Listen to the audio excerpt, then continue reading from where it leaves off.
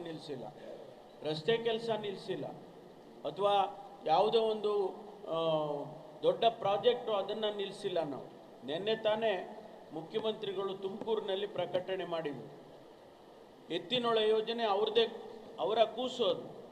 2012ರಲ್ಲಿ concept ಮಾಡಿ ಸಕಲೇಶ್ವರದಿಂದ ಕೋಲಾರ ಚಿಕ್ಕಬಳ್ಳಾಪುರಕ್ಕೆ ಕುಡಿಯೋ ನೀರನ್ನು ಕೊಡಬೇಕು ಒಣ ಪ್ರದೇಶ ಅಂತೇಳಿ 12,000 ಕೋಟಿ ರೂಪಾಯಿಗೆ ಎಸ್ಟಿಮೇಟ್ ಮಾಡಿದ್ರು.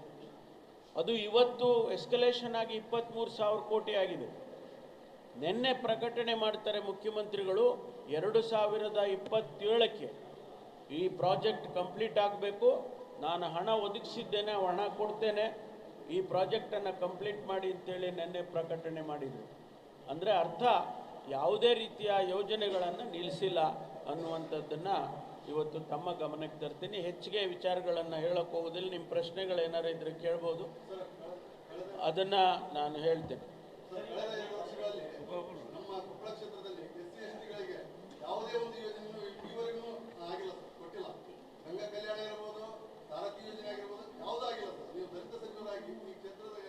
ನೋಡಿ, ನಮಗೆ ನಮ್ಮ ಹತ್ರ ಅಂಕಿಅಂಶಗಳಿದ್ದಾವೆ, ನನ್ನ ಹತ್ರ ತಂದಿಲ್ಲ. ಇವತ್ತು ಎಲ್ಲ ಜಿಲ್ಲೆಗಳಿಗೆ ಅದು ಗಂಗಾ ಕಲ್ಯಾಣ ಇರ್ಬೋದು, ಅಲ್ಲಲ್ಲ, ಈ ಗಂಗಾ ಕಲ್ಯಾಣ ಇರ್ಬೋದು, ಬೇರೆ ಯಾವುದೇ ಯೋಜನೆಗಳನ್ನು ನಾವು ಅನುಷ್ಠಾನ ಮಾಡಿ, ವಿಶೇಷವಾಗಿ SC/STಗಳು ಈ ಕ್ಷೇತ್ರಕ್ಕೆ 50 ಗಂಗಾ ಕಲ್ಯಾಣದ SCPTSPನಲ್ಲಿ ಕೊಟ್ಟಿದೆ. ಸ್ವಲ್ಪ ತಾವು ವೆರಿಫೈ ಮಾಡ್ಕೊಳ್ಳಿ, ಆಯಿತಾ? ನಾವು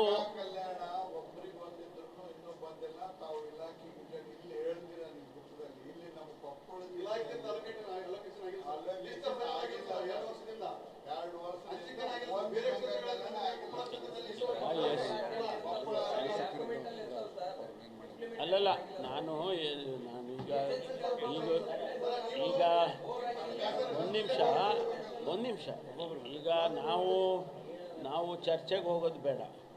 ಒಂದು ವೇಳೆ ಇಂಪ್ಲಿಮೆಂಟ್ ಆಗಲಿಲ್ಲ ಅಂದಿದ್ರೆ ಅದನ್ನು ಇಂಪ್ಲಿಮೆಂಟ್ ಮಾಡಿಸೋಣ. ಅಲೋಕೇಶನ್ ಆಗಿದೆ, 50 ಜನರಿಗೆ, 50 ಫಲಾನುಭವಿಗಳಿಗೆ ಕೊಟ್ಟಿದ್ದಾರೆ, ಟೆಂಡರಿಂಗ್ ಆಗಿದೆ. ಅದನ್ನು ಇವಾಗ ಇಂಪ್ಲಿಮೆಂಟ್ ಮಾಡೋದಕ್ಕೆ ನಾವು ಕ್ರಮ ತಗೊಳ್ಳೋಕೆ ಸೂಚನೆಯನ್ನು ಕೊಡ್ತೇವೆ.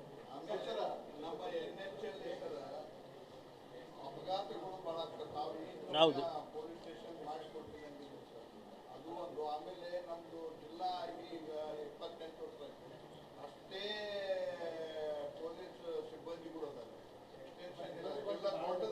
ಸಿಬ್ಬಂದಿ ಬಹಳ ಕೊರತೆ ಇದೆ. ಆಮೇಲೆ ಪೊಲೀಸ್ ಇಲಾಖೆಯಲ್ಲಿ ಕಳ್ಳತನ ಜಾಸ್ತಿ ಆಗ್ತಾ ಇದೆ ಸರ್. ಅದಕ್ಕೆ ನಮ್ಮ ನೈಟ್ ಫೀಲ್ಡ್ಗೆ ಎಲ್ಲ ಟ್ರಾಫಿಕ್ಕಿಗೂ ಪೊಲೀಸರು ಕಳಿಸಿದ್ದಾರೆ.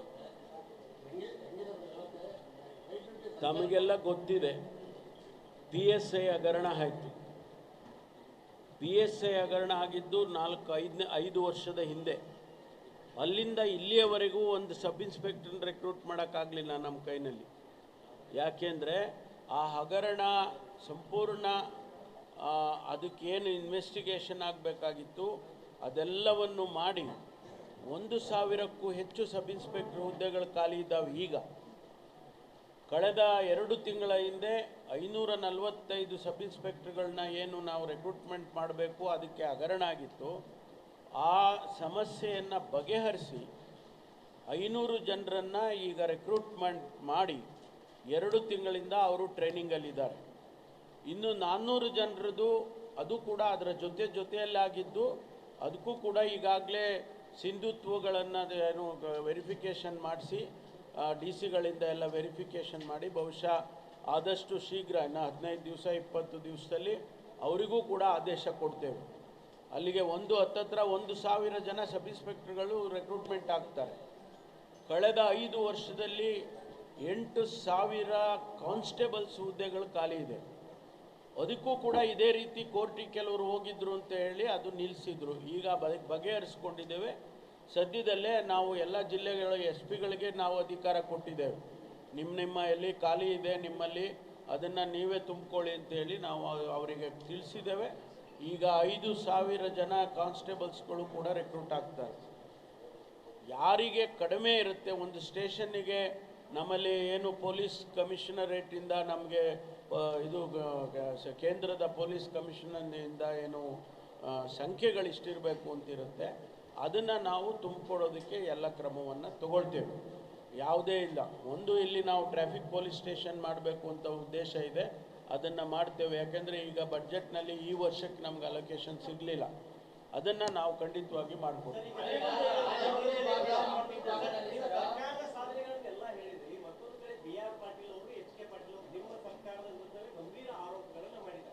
ಗಂಭೀರ ಆರೋಪ ಅಲ್ಲ ಅದು, ಅವರು ಅಲ್ಲಿ ನಡೀತಾ ಇದೆ ಅನ್ನುವಂಥ ಪ್ರಸ್ತಾಪವನ್ನು ಮಾಡಿದ್ದಾರೆ.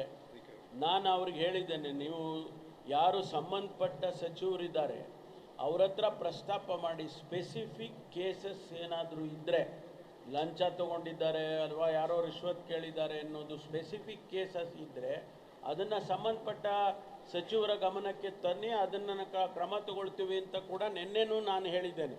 ಯಾಕೆಂದರೆ ನನಗೆ ಕಂಪ್ಲೇಂಟ್ ನಮ್ಮ ಹತ್ರನೇ ಬರುತ್ತೆ ಆಮೇಲೆ, ಅದರಿಂದ ಬರೋಕ್ಕೆ ಮುಂಚೆನೇ ನಾನು ಹೇಳಿದ್ದೇನೆ, ನೀವು ಯಾರೇ ಅಂಥವರು ಇದ್ದರೆ, ಅಂಥ ಲಂಚ ಕೇಳಿದರೆ, ರಿಶ್ವತ್ ಕೇಳಿದರೆ ಅಂಥವ್ರು ಸ್ಪೆಸಿಫಿಕ್ಕಾಗಿ ನಮಗೆ ಸಂಬಂಧಪಟ್ಟ ಸಚಿವರಿಗೆ ಹೇಳ್ಬೋದು, ಇಲ್ಲ ಪೊಲೀಸ್ ಇಲಾಖೆಗೆ ಹೇಳಿದ್ರೆ ಇಮಿಡಿಯೇಟ್ ಆ್ಯಕ್ಷನ್ ಮಾಡ್ತೀವಿ. ಒಂದು ಎಚ್ ಕೆ ಪಾಟೀಲ್ ಸಾಹೇಬರು ಏನು ಹೇಳಿದ್ದಾರೆ ಅಂತ ಹೇಳಿದರೆ, ಏನು ಗಣಿ ಹಗರಣ ನಡೆಯಿತು, ಅನೇಕ SITಗಳಾಗಿತ್ತು, ಅದರಲ್ಲಿ 1,50,000 ಕೋಟಿ ಅಂದಾಜು ಹಣ ಬೇರೆಯವರ ಪಾಲಾಗಿದೆ, ಅನಧಿಕೃತವಾಗಿ ಆಗಿದೆ ಅನ್ನುವಂಥ ಮಾತು. ಅದಕ್ಕೆ ನೀವು ಏನು ಕ್ರಮ ತಗೊಳ್ಬೇಕಾಗಿತ್ತು ಅದನ್ನು ತಗೊಂಡಿಲ್ಲ ಸರ್ಕಾರಗಳು, ಎಲ್ಲ ಸರ್ಕಾರನೂ ನಮ್ಮ ಸರ್ಕಾರನೂ ಸೇರಿಕೊಂಡು.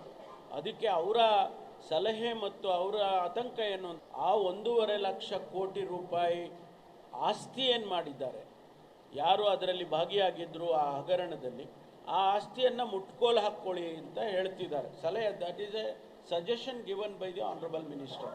V will look into it.